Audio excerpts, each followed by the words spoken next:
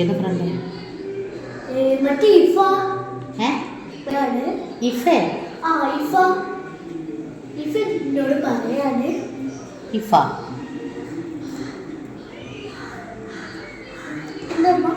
ഒന്നുമില്ല. ഹലോ, അസ്സലാമലൈക്കും. ഞാൻ എപ്പോഴും പറഞ്ഞ പോലെ തന്നെ വൈറലായ എല്ലാ റെസിപ്പിയും അതിൻ്റെ ചൂടും വേവും ഒക്കെ അറിയ ശേഷമാണ് ഞാൻ ട്രൈ ചെയ്യുക. So let's make the viral ഇഫ ചിക്കൻ. അപ്പോൾ ഇന്ന് നമുക്ക് ഇഫ ചിക്കൻ കുറേ കാലമായി മക്കൾ പറയുന്നതാണ്, ഞാനും മനസ്സിൽ കണ്ടു തന്നെ. കൂടുതലൊന്നും പറയണ്ടല്ലോ, റെസിപ്പി എല്ലാവർക്കും അറിയാം. എന്നാലും ഞാനൊന്ന് ചെറുങ്ങനെ പറയാം. ചിക്കൻ ഒന്ന് നന്നായിട്ട് മസാല പുരട്ടി വെക്കുക. മഞ്ഞൾപ്പൊടി, മുളക് പൊടി, ഗരം മസാല, പെരുംജീരകം, തൈര്, ഇഞ്ചി വെളുത്തുള്ളി പേസ്റ്റ്, വിനാഗിരി, ഉപ്പ് എന്നിവയൊക്കെ ചേർത്ത് നല്ലോണം പുരട്ടി കുറച്ച് കൂടുതൽ ടൈം തന്നെ, ഒരു 4-5 മണിക്കൂർ തന്നെ വെച്ചാൽ അത്രയും ടേസ്റ്റ് കൂടും. പിന്നെ അത് പൊതുവെ എല്ലാ ചിക്കനിന് എന്ത് മസാലയും കൂടുതൽ വെക്കുമ്പോഴാണല്ലോ കൂടുതൽ ടേസ്റ്റ്. അത് കഴിഞ്ഞ് അതിൻ്റെ ശേഷം ഒരു പാൻ എടുത്ത് അതൊന്ന് ചൂടായി ലേശം ഓയിലൊന്ന് ഒഴിച്ച് കൊടുത്തിട്ട് അതിലേക്ക് ചിക്കൻ ഒന്ന് മൊരിച്ചെടുക്കാൻ വേണ്ടി വേവാനും വെക്കാം. അതവിടെ സെറ്റാകുമ്പോഴേക്കും എൻ്റെ കഷ്ണങ്ങൾ വലുതായതിനെക്കൂടി ഞാൻ 2 പാത്രങ്ങളൊക്കെ ആക്കിയാണ് സെറ്റാക്കി എടുത്തത്. അതവിടെ സെറ്റാകുമ്പോഴേക്കും നമ്മുടെ പുഴുങ്ങിയ 2 കോഴിമുട്ടയുടെ വെള്ളയും ചീസും 2 ചീസും കുറച്ച് കൂടുതൽ ഫ്രഷ് ക്രീമും ഒരു 2 ഇല്ലി വെളുത്തുള്ളി ആൻഡ് ഓയിൽ, ഉപ്പ് എന്നിവ ചേർത്ത് പേസ്റ്റ് പോലെ നമ്മൾ ക്രീം പേസ്റ്റ് തയ്യാറാക്കി അതും മാറ്റി വെക്കാം. ഇനിയിപ്പോൾ എന്താ, നന്നായിട്ടൊന്ന് മൊരിച്ചെടുത്ത് കിട്ടുക. കാരണം ഞങ്ങൾക്ക് കുറച്ച് മൊരിഞ്ഞതിനോടാണ് കൂടുതൽ താല്പര്യം. അതുകൊണ്ട് നന്നായിട്ടൊന്ന് മൊരിച്ചെടുത്ത് ഇതൊക്കെ ഉണ്ടാക്കുമ്പോഴും ബേക്കിൽ മോന് കട്ട വെയിറ്റിങ്ങിലാണ് എന്താകും. കാരണം ഇത് എപ്പോഴോ അവർ പറഞ്ഞതാണ്. അങ്ങനെ അതൊക്കെയായി ഇത് സംഭവം സെറ്റായി ഒന്ന് പൊരിച്ച് സെറ്റായ ശേഷം ഈ ക്രീം നേരെ അതിലേക്ക് അങ്ങോട്ട് ഒഴിച്ച് കൊടുക്കുക.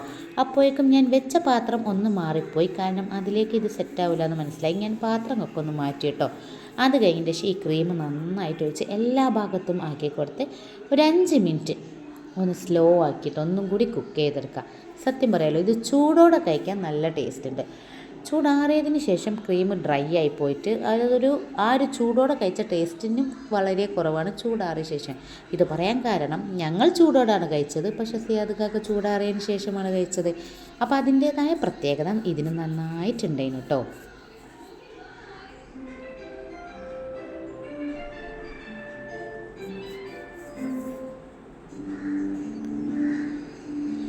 അങ്ങനെ ഞങ്ങൾ ഇഫയുടെ കാര്യം പറഞ്ഞ് ഇഫ ചിക്കനിലെത്തി. അന്നത്തെ നൈറ്റ് ഇഫ ചിക്കനും ചപ്പാത്തിയുമാണ്. ഈ ഇഫ ചിക്കൻ തയ്യാറാക്കുന്നതിൻ്റെ കൂടെ തന്നെ ചപ്പാത്തി ഞാൻ പരത്തി സെറ്റാക്കി ചുട്ട് വെച്ചിട്ടുണ്ട് കേട്ടോ. അങ്ങനെ ചപ്പാത്തിയും ഇഫ ചിക്കനും നല്ല കോമ്പിനേഷൻ തന്നെയാണ് കേട്ടോ. പൊറാട്ടയും എല്ലാത്തിനും പറ്റിയ പോലെ തന്നെ ചപ്പാത്തിക്കും ഇത് നന്നായിട്ട് ചേരും. ഇനി ഇതൊക്കെ ഒന്ന് കഴിച്ച് ഒന്ന് അതിൻ്റെ ഒരു രസം ഒന്ന് പിടിക്കണമല്ലോ.